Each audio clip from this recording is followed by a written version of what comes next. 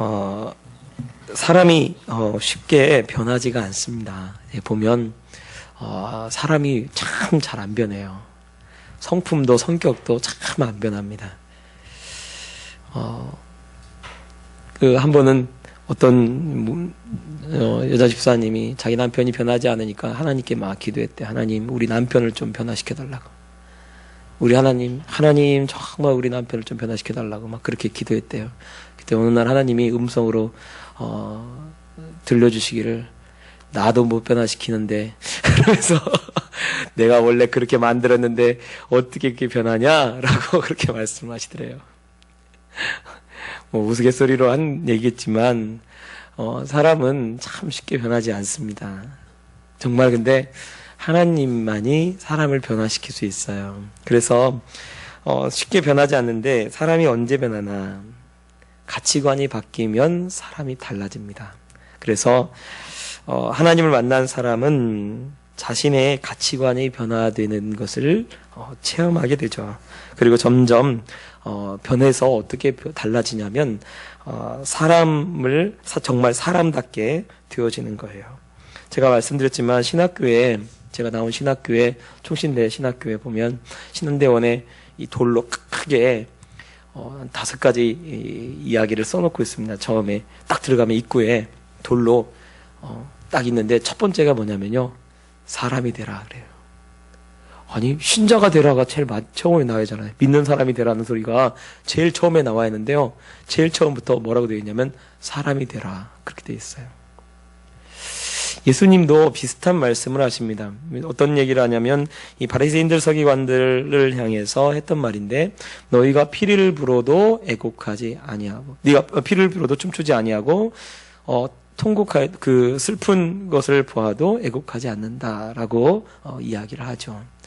사람이 사람인 것은요, 정말 슬픈 일이 있을 때 울 줄 알고요, 또 기쁜 일이 있을 때 즐거워할 줄 아는, 그것이 기본입니다. 그래서 사실은 하나님을 만나게 되면 진짜 사람다워지는 거예요. 왜냐하면 무엇에 대해서 슬퍼해야 하고 무엇에 대해서 아파해야 하는지를 알게 돼요. 그게 이 하나님을 만나고 하나님을 경험하면 그렇게 되어집니다. 그래서 예수님을 믿으면요, 눈물이 많아져요. 지난번에 제가 주일날 막 울었더니 우리 딸이 저한테 그러죠. 아빠, 이번 주에는 울지 마세요. 우스갯소리로 하는 말이겠죠. 그래, 야, 근데 아빠가 울고 싶어서 우는 게 아니고 울음이 나오는 걸 어떡하냐 이러고 그냥 넘어갔는데, 웃자고 한 소리죠. 우리 딸도 그냥 농담으로 얘기한 거겠죠. 사실은요, 주님을 만나고 성령을 체험하면 왜 이렇게 눈물이 많이 나는지 몰라요. 왜냐면요, 진짜 사람다워지기 때문에 그렇습니다. 슬픈 일을 보면 슬프고요, 또 기쁜 일을 보면 즐거워하고 춤이 나오고 그런 거죠. 왜? 정말 사람다워지니까요. 또 은혜를 받으면 점점 그 마음이 마음이요, 부드러워집니다. 마음이 부드러워진다는 것이 무엇이냐면요, 마음이 부드러워지면 이 사람들의 이야기에 쉽게 반응을 해요. 그리고 하나님의 말씀에도 쉽게 반응합니다. 그런데 마음이 굳었다고 하잖아요. 하나님께서 너희가 굳었다, 마음이 굳었다, 그리고 목이 굳었다 라고 하는 것은 뭐냐면요, 말을 잘 안 듣는다는 거예요. 그 말은 어떤 변화도 쉽게 일어나지 않는다고 하는 것입니다. 그래서 우리가 은혜를 받으면 무엇을 할 수 있냐면요, 마음이 부드러워져요. 그래서 조그마한 일이 있어도 즐거워하고 또 감사하고 또 그 일에 대해서 때로는 눈물도 흘리고 그렇게 되어져 갑니다. 그런데 사실은 하나님을 믿고 나서 제일 중요한 것은 뭐냐면 새로운 가치관으로 가지고 살게 되는 것입니다.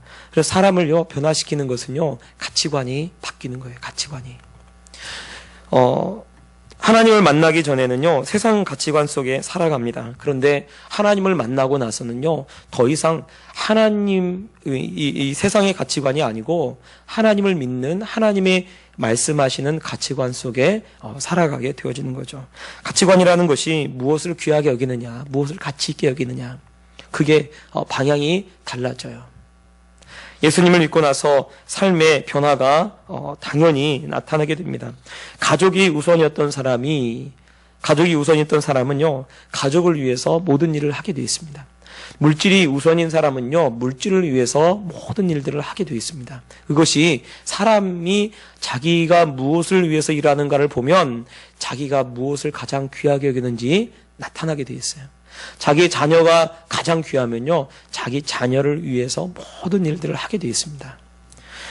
돈이 우선이면 돈을 먼저 생각하게 되고요. 권력이 우선이면 권력을 더 먼저 생각하게 됩니다.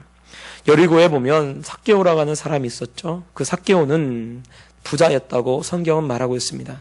그에게 가장 중요한 가치관은 무엇이었겠습니까? 그가 왜 세리까지 되었겠습니까? 그 당시에 이 세리는 유대인들에 의해서 죄인 취급을 받죠. 왜? 사실은 돈을 걷어들일 때 세금을 걷어들이는데 30억을 예를 들어서 우리 이 수원시에서 30억을 걷어들인다고 하면 30억 이상으로 걷어가지고 자기가 나머지는 먹어도 되는 거예요. 그런 위치에 있는 겁니다. 또 로마 사람에 의해서 로마 사람들의 앞잡이가 되어서 이 세금을 걷는 일을 하니까 사실은 그 세리가 된다고 하는 것은 유대인들로부터 비난을 받는 그런 위치에 있는 것입니다. 그런데 이 삭개오라고 하는 이 사람이 왜 그 세리의 일을 하고, 또 삭개오는 세리장이라고 성경에 되어 있습니다. 세리들 중에 제일 우두머리란 말이에요. 여리고, 그러니까 아마 여리고 세무서장 정도 됐던 것 같아요. 여리고의 세무서장. 그러니 사실은 그 위치까지 올라가려고 하면 그가 얼마나 많은 돈을 다른 사람들로부터 받거나 혹은 뜯어내거나 아니면 그 돈을 받아서 얼마나 많은 것을 그 다른 사람들에게 바쳐야 됐을까라는 생각을 해봅니다. 그러면 사실은 그의 가치관이 사실은 그런 물질이나 혹은 권세나 거기에 가 있었던 거죠. 그런데 예수님을 만나고 나서 그의 인생의 가치관이 바뀝니다. 그가 가지고 있는 전 재산의 절반을 가난한 자들에게 나눠주겠고, 만일 다른 사람 것을 빼앗은 것이 있으면 내가 그것을 4배나 갚겠습니다 라고 그렇게 고백을 합니다. 사실은 예수님께는요 하나도 안 줬어요. 예수님, 제가 전 재산의 10분의 1을 주님께 드리겠습니다, 이런 것도 없어요. 그런데요, 주님이 정말로 기뻐하시죠. 그럼 삭개오가 왜 그랬나? 그의 가치관이 뭘로 바뀌냐면, 어떻게 하면 예수님을 기쁘게 할까? 자기 집에 들어온 예수님을 어떻게 하면 기쁘게 할까로 예수님을 만나자마자 바뀐 거예요. 여러분, 우리가요 하나님을 믿고요 하나님을 알잖아요. 그러면요 우리 마음에 어떤 마음이 들어야 하는 것이 당연한 거냐면요, 어떻게 하면 하나님을 기쁘시게 할까? 이게 내 마음에 들어오는 것이, 그것이 믿음의 시작입니다. 그것이요 사람을 변화시키는 거예요. 그것이 사람을 변화시킵니다. 그래서 내가 어떻게 하면 하나님을 기쁘시게 할까라고 하는 생각이 드니까 어떻게 해야 돼요? 예배도 하나님 앞에 잘 드리려고 하고, 어떻게 하면 하나님을 기쁘시게 할까라고 하니까 어떻게 하면 내가 이 물질도 하나님께 할 수 있는 대로 최선을 다해서 드리려고 애를 쓰게 되어지고, 그리고 어떻게 하면 하나님이 기쁘시게 할까라고 생각이 되니까 어떻게 합니까? 어떻게 하든지 말씀대로 살아보려고 애를 쓰고 노력하고 그렇게 되어집니다. 그리고 사실은요, 신앙생활이 오래되면 오래될수록 어떤 마음을 잃어버리냐면요, 그 마음을 잃어버리는 거예요. 내가 어떻게 하면 하나님을 기쁘시게 할까? 왜?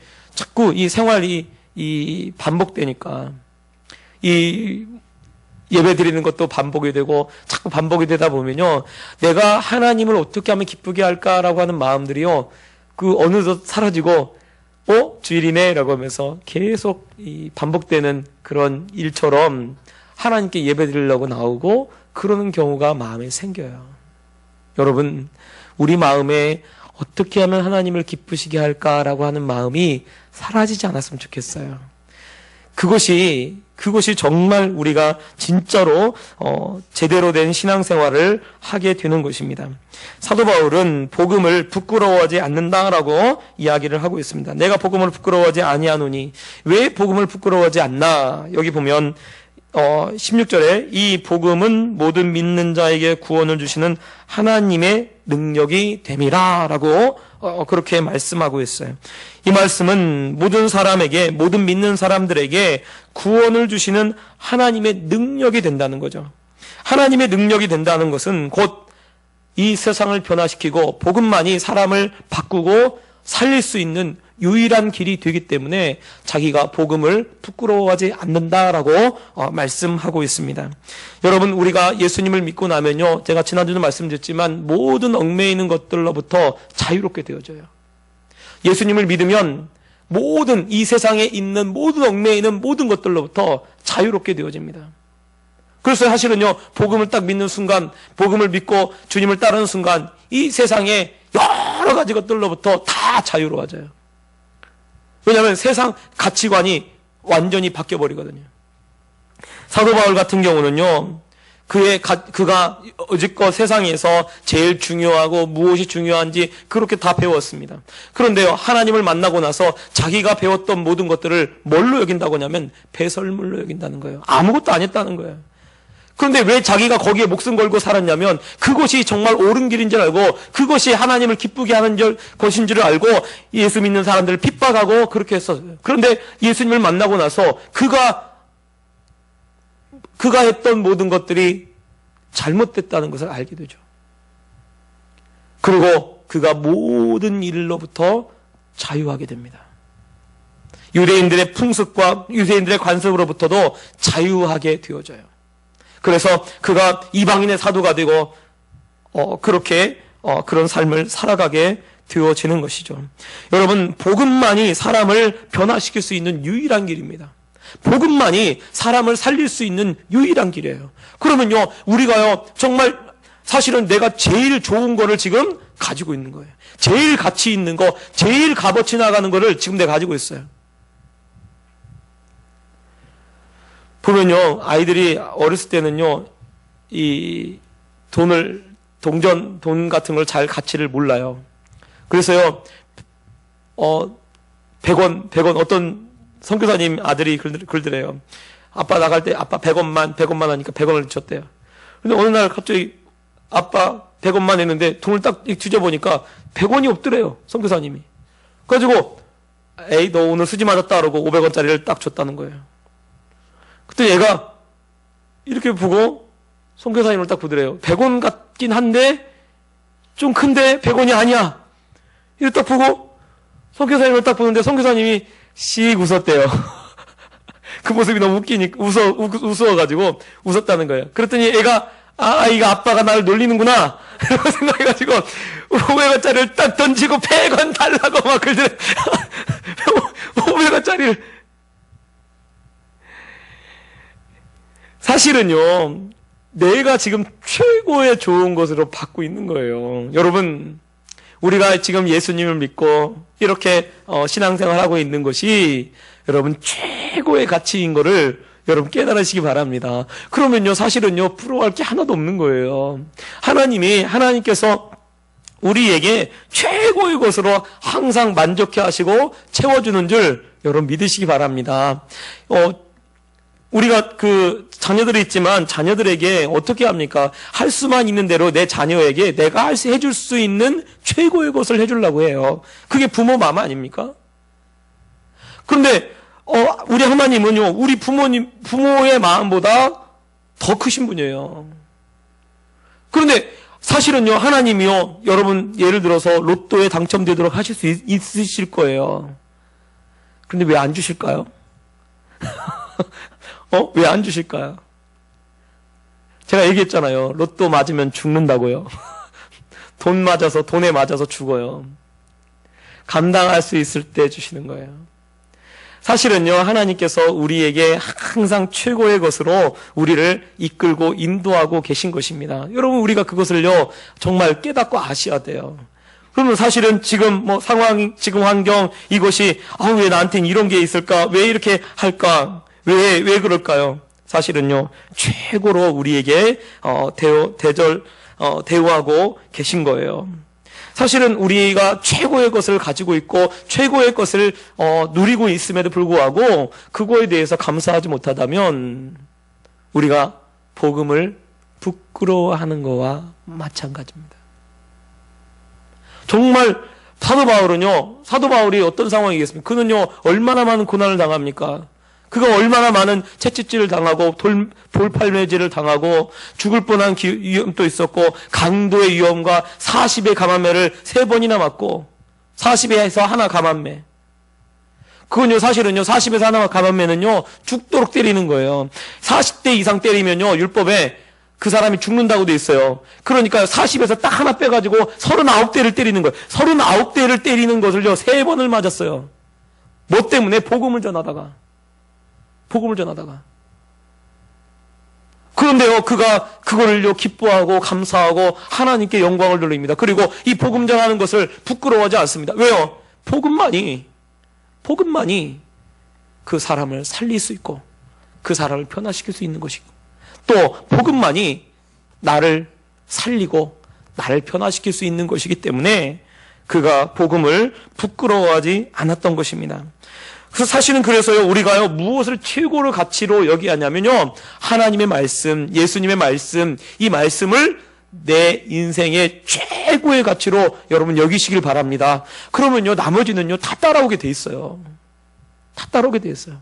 솔로몬이요, 하나님께 지혜를 구하잖아요.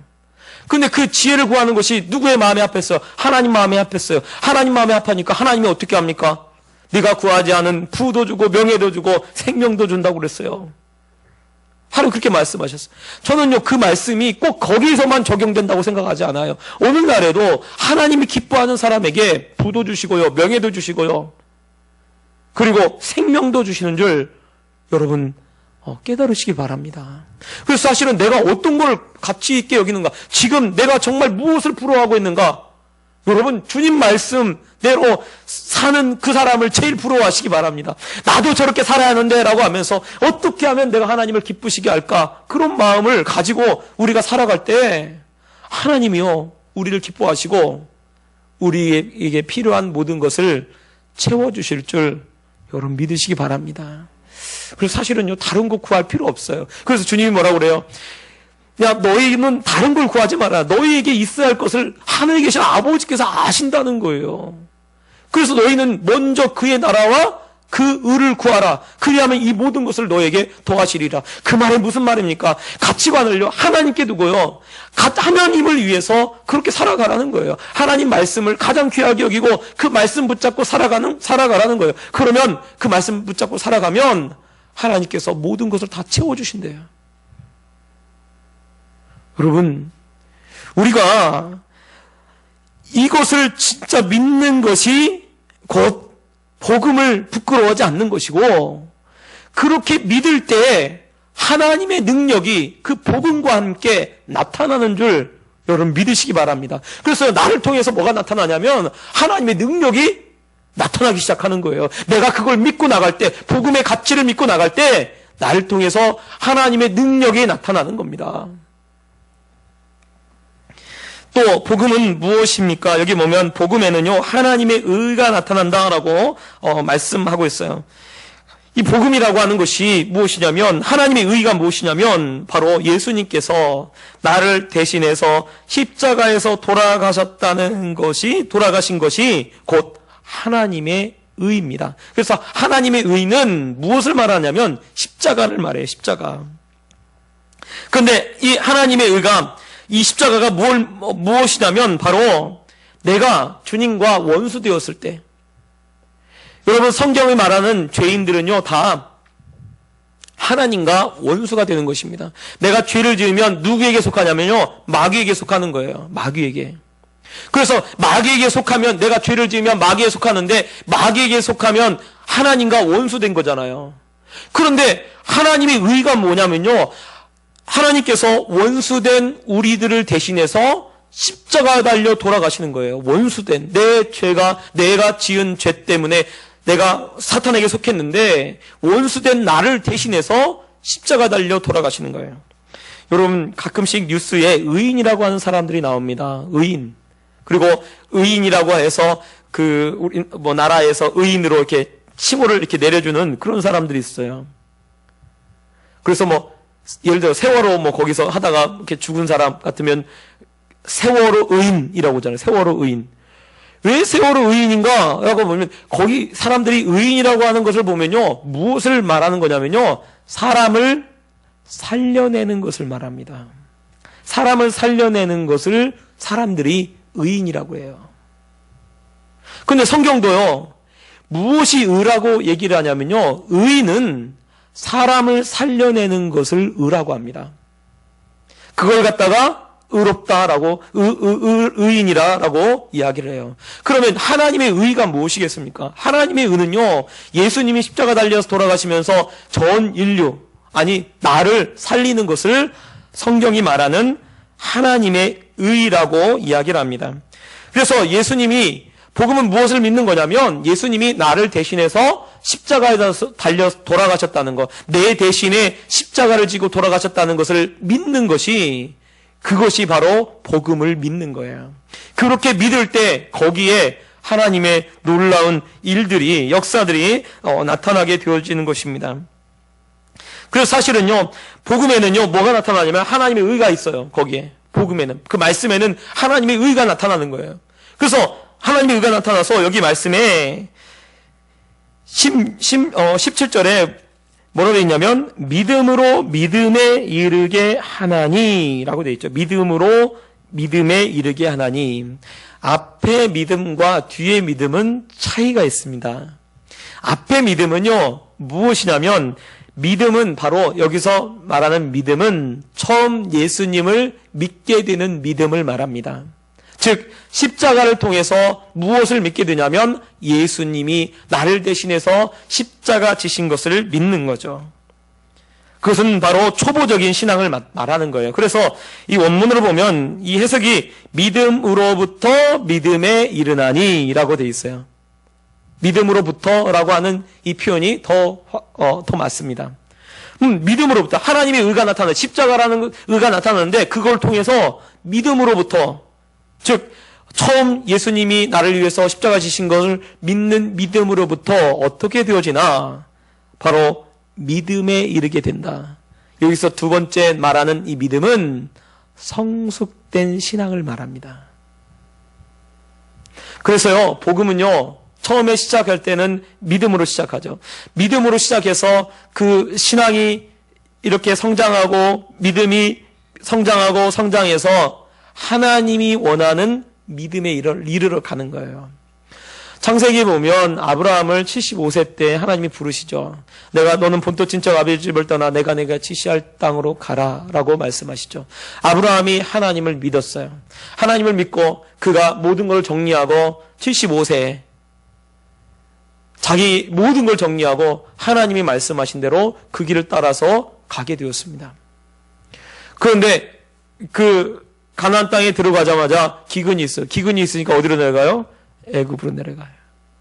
하나님이 그 땅에 있으라고 했는데 사실은 그 땅에서 하나님의 약속을 온전하게 믿지 못하고 애굽으로 내려갔다가 자기 아내를 빼앗길 뻔하고 곤란을 겪고 어려움을 겪고 다시 돌아오게 되죠. 그리고 얼마나 많은 시간이 지나갑니까? 얼마나 많은 시간이 지나가요. 그 뒤에 나중에 이게 처음에는 아브라함이 애굽으로 내려가는 신앙을 가지고 있죠. 애굽으로. 그리고 자기 아내 보고 누이라고 해라. 누이라고 해라. 그렇게 할 정도로 했던 신앙이에요. 그런데 그가 나중에 믿음으로 계속해서 행하고 하나님을 사랑하고 하나님을 기쁘시게 하고 그렇게 하다 보니까 독자 이삭을 바치라고 해도 어떻게 합니까? 독자 이삭을 바치는데 전혀 주저하지 않아요. 믿음이 성숙한 거죠. 성숙된 신앙이 되어지는 거예요. 야곱은 어떻습니까? 야곱은요 처음에요 형도 속이고요 아버지도 속이고 축복을 빼앗습니다. 그런데 그가 그 과정을 보면요 굉장히 많은 그러한 막 정말 지렁이 같고 아유 야비하고 막 이런 모습들이 보여요. 그런데 그가 마지막에 그 애굽으로 다시 이제 내려가게 돼요. 요셉이 그 살아있다는 소리 듣고 애굽으로 내려갈 때는요 무엇이든지 하나님께 묻고 내려갑니다. 그리고 그가 예언한 대로 그가 말한 대로 그가 축복한 대로 다 되어져 가요. 믿음의 사람이 되어져 가는 거예요. 그래서 마지막은요, 온전한 믿음의 사람으로 바뀌어지는 것을 보여주고 있습니다. 이것은요, 우리에게 무엇을 보여주냐면, 복음에는요, 하나님의 의가 있어요. 그 의가 무엇이냐면, 아까도 말했지만, 많은 사람을 살리는 십자가가 있었던 거예요. 그러면 우리가 무엇을 바라보고 살아야 하냐? 우리도 똑같이 그리스도인이니까, 우리도 어떻게 살아야 하냐면요, 믿음으로 믿음에 이르게 되는 그 과정 속에 무엇이 있냐면요, 많은 사람을 살리려고. 아니, 그리스도인이니까 그리스도인으로 예수님이 다른 사람들을 위해서 희생하고 섬기고 십자가 진 것처럼 그 사람들을 살리려고 애썼던 것처럼 우리도 예수님을 바라보고 그렇게 살아가야 될 것입니다. 그렇게 될 때 우리가 믿음에서부터 믿음에 이르게 되는 그러한 놀라운 일이 우리 삶 가운데 있는 거예요. 보면요, 어떤 사람은요, 얘를 물질을 벌어가지고 어떻게 하냐면요, 그거를요, 사실은요, 물질 같은 걸 벌으면 사실은 그걸 다른 사람들에게도 같이 나눠줘서 같이 살 수 있도록 해줘야 하잖아요. 나눠준다는 게 우리 유찬이 그 이은숙 집사님 큰아들 지금 3학년인가요? 유찬이가 꿈이 뭐냐고 내가 물어보면요, 대통령이래요. 너 대통령 돼서 뭐 할 건데? 뭐 하고 싶은데? 라고 하니까 이 녀석이 하는 말이요, 돈을요 사람들에게 다 나눠줄 거래요. 대통령이 되면. 그래서 아니 몰라서 그렇구나. 대통령이 어떻게 돈을 나눠주냐. 그런데 그의 마음속에는 사람들이 돈 때문에 힘들어하니까 마음속에 사람들한테 다, 이 가난한 사람들에게 다 돈을 일정액씩 다 나눠주는 것이 이 유찬이의 꿈이더라고요. 내가 야, 이쁜 꿈이다, 이쁜 꿈 그랬어요. 어떤 사람은요, 다 이게 자기가 막 끝까지 계속 쌓아놓기만 하는 거예요. 그게 성경에 나오는 어리석은 부자와 똑같습니다. 창고를 크게 지어놓고, 창고가 좁네? 더 크게 짓자. 그러고 더 크게 짓고, 그리고 어떻게 합니까? 그거를요, 거기다 다 쌓아두는 거예요. 그러면요, 여러분 생각해 보세요. 거기다 다 쌓여있으면, 나머지 사람들은 어떻게 삽니까? 먹을 게 거기 다 들어가 있어요. 그걸 풀어야, 아니, 빌려주든지, 굴리든지, 이건 풀어줘야 할 거 아니에요. 풀어줘서 다른 사람들하고 함께 살 수 있도록 하는 것이 사실은요, 성경을 보면 다 그게 하나님의 뜻입니다. 보아스를 왜 하나님이 기억합니까? 보아스가요, 룻이, 보니까 이방 여인이지만, 이 나오미나 룻이 너무나 살기 힘들어요. 그러니까 어떻게 보아스가 추수하다가 추수꾼들한테 얘기해서 일부러 조금 더 떨어쳐라. 그래서 더 많이 주워가도록 해라. 그러니까요, 이삭으로 해서 주울 수 있는 그 양을 이미 넘어가지고 주워서 갑니다. 그게요, 하나님이 기억하시는 거예요. 보아스가 처음 한 번만 그렇게 했을까요? 제가 생각할 때는요, 보아스는 그런 사람이 아니에요. 그는요, 물질을 가지고, 그걸 가지고 어떻게 하는 사람이었냐면, 나누는 사람이었어요, 나누는 사람. 왜? 뭐 하기 위해서? 사람을 살리기 위해서. 여러분, 그리스도인이라면요, 어떻게 살아야 하냐면요, 사람을 살리는 일을 해야 합니다. 그게 그리스도인이에요. 왜? 예수님이 말씀하신 의가 사람을 살리는 것이기 때문에 그래요. 그래서요, 교회는 무엇 때문에 필요한 거냐면요, 교회는요, 사람을 살리는 곳입니다. 책망을 해도 사람을 살리기 위해서 책망하는 거예요. 사람을 살리는 곳이 바로 교회가 되어지는 겁니다. 그렇다면 나도 마찬가지예요. 내가 예수님을 따라가고 믿음에서 믿음으로 이르려고 하면 어떻게 살아가야 하나? 사람을 살리기 위해서 애를 써야 돼요. 여러분, 아브라함이 롯뿐만 아니라 이 소돔과 고모라 땅이 이 하나님이 만약에 심판하실 것이다라고 하니까 여러분 잘 아시죠? 어떻게 합니까? 50명이면 어떻게 했습니까? 45명이면 어떻겠습니까? 40명이면 어떻겠습니까? 30명이면 어떻겠습니까? 20명이면 어떻겠습니까? 10명이면 어떻게 하겠습니까?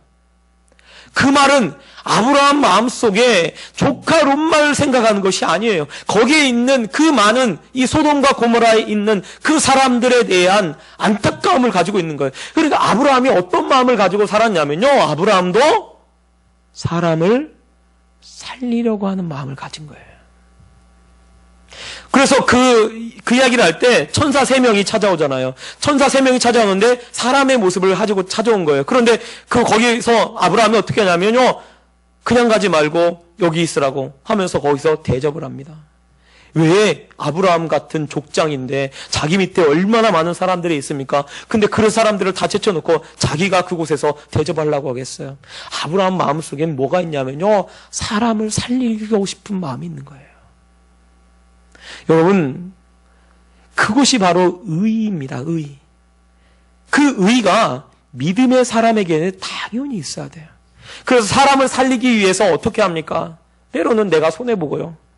때로는 사람을 살리기 위해서 이 사도 바울은 내가 그 사람을 살릴 수만 있다면 내가 노예인 사람한테는 내가 노예가 되고요. 이방인인 사람한테는 내가 이방인이 되고요. 유대인한테는 내가 유대인이 된다는 거예요. 로마 사람한테는 내가 로마 사람이 되어서 그렇게 복음을 전한다는 거예요. 왜? 그 목적이 뭐냐면요. 사람을 살리기 위해서 그래요. 사실은요, 우리가 그리스도인으로서 이렇게 살아가는 이유가 무엇입니까? 하나님이 왜 이 자리에 있게 하십니까? 나를 통해서 사람을 돕고 살리도록 하기 위해서 하나님이 나를 이 자리로 부르신 줄 여러분 믿으시기 바랍니다. 또 오늘 말씀에 보면 이 사도 바울이 이 성경을 이 로마서를 기록한 목적, 가장 중요한 목적, 가장 중요한 말씀이 나오죠. 17절에 여기 보면 기록된 바 오직 의인은 믿음으로 말미암아 살리라 이렇게 말하고 있죠. 이건 하박국 2장 4절 말씀인데 이 이스라엘 백성들이 막 범죄하고 그렇게 하니까 하나님이 하박국 선지자를 통해서 어떤 예언의 말씀을 주시냐면 이 바벨론에 의해서 이 이스라엘 백성들이 심판을 받게 될 것이다. 그리고 많은 죽임을 당하고 살육을 당하고 그렇게 될 것이다라는 것을, 멸망을 당하게 될 것이다라는 것을 이 하박국 선지자에게 이야기합니다. 이 하박국 선지자가 딱 보니까 아니 바벨론 사람이 더 나쁘지 않습니까? 아무리 그렇다고 해도 그래도 이스라엘 백성은 우상을 섬긴다고 하긴 해도 그래도 하나님의 백성이고 하나님을 아는 사람이지 않습니까? 그런데 바벨론은 전혀 하나님에 대해서 모르는 사람인데 왜 하나님은 그 하나님도 모르는 그 바벨론 사람들을 데려다가 왜 이스라엘을 치십니까? 하박국 선지자가 그렇게 얘기를 하는 거예요. 그러니까 하나님이 말씀하시는 거예요. 하나님께서 이스라엘 백성도 심판하지만 바벨론도 심판한다는 거예요. 그런데 그 심판하는 과정 속에 오직 의인은 믿음으로 말미암아 살리라. 그 말은 하나님께서 다 멸할지라도, 다 멸망을 당할지라도 오직 의인은 믿음으로 말미암아 살도록 하나님이 그렇게 하겠다는 거예요. 그러니까 그 말은 오직 하나님을 믿는 그 사람들은요, 하나님이 그 환난 중에, 어려움 중에 그래도 그 속에서도 구원해 내겠다라고 그렇게 말씀합니다. 예레미야서에 보면 에레미야가 그 치유대 뜰에 갇히고 또 갇혔다가 그 유대 귀족들이 이 토굴에다가 진흙구덩이에다가 집어넣어요. 진흙구덩이에 몸이 들어가니까 여러분 진흙구덩이에 몸이 들어가면 어떻게 되겠습니까? 이렇게 물기가 있는 거잖아요. 진흙구덩이에 목만 이렇게 나오고 그렇게 고난을 시켜요. 고난을 당합니다. 근데 그때 그 옆에 이 왕의 이 시드기야 왕 옆에 그 내시가 있었어요. 이방인이에요. 그 사람이 뭐라고 하냐면 살리한다고. 저 사람을 살리한다고. 예레미야를 살리한다고. 저기 있으면 예레미야가 죽는다. 예레미야가요. 그때가 제일 고통스러웠어요. 그 토굴에 들어가 있을 때가. 살려한다고 하니까. 그 말을 듣고 시드기야 왕이 예레미야를 살려냅니다. 거기서 꺼내줍니다. 근데 그때 하나님의 말씀이 임해요. 뭐라고 임하냐면 다 죽임당한다는 거예요. 예루살렘에 있는 시드기야는 눈도 뽑히고 다 그렇게 돼서 죽임을 당할 거고 또 거기에 있는 그 귀족들도 다 죽임을 당할 거라는 거예요. 예레미야를 핍박하고 힘들게 했던 모든 사람들이 다 죽임을 당하는데 다 궁중에 있는 사람들도 다 죽는다는 거예요. 그런데 그 중에서 누구만 사냐면 예레미야를 살린 그 사람만 살린다는 거예요. 여러분 우리가요 다 멸망당하고 멸망받고 막 심판받고 이러는 것 같은데요. 여러분 우리가 알아야 할 게 뭐냐면요. 의인은 믿음으로 말미암아 살도록 하나님 그렇게 하십니다. 그래서 다 멸망받는다 할지라도 믿는 사람은요, 하나님이 살리셔요. 그래서 여러분이 끝까지 여러분 하나님을 믿는 믿음으로 살아가시기 바랍니다. 하나님을 믿는 믿음으로 살 때 하나님께서 우리를 반드시 살리실 거예요. 그리고요, 우리가 살 수 있는 원동력이 무엇입니까? 돈이 아니에요. 다른 것이 아니에요. 믿음이 우리를 살 수 있는 원동력이 되어진다는 거예요. 그거를 아는 것이, 그걸 알고 그걸 이야기하기 위해서 이 로마서를 쓴 것입니다. 여러분, 오직 의인은 믿음으로 말미암아 삽니다. 즉 하나님을 믿는 믿음이 우리를 구원하고, 하나님을 믿는 믿음이 우리를 의로운 사람을 만들고, 하나님을 믿는 믿음이 우리를 성숙한 신앙을 갖게 되는 그런 사람으로 만들어 갈 줄 여러분 믿으시기 바랍니다. 그래서 정말 한 주간 살아갈 때 더욱더 사람을 살리려고 애쓰고, 사람을 도우려고 애쓰고, 그렇게 믿음으로 살아가는 그런 우리 성도님들 되시길 예수님 부탁드립니다. 기도하겠습니다.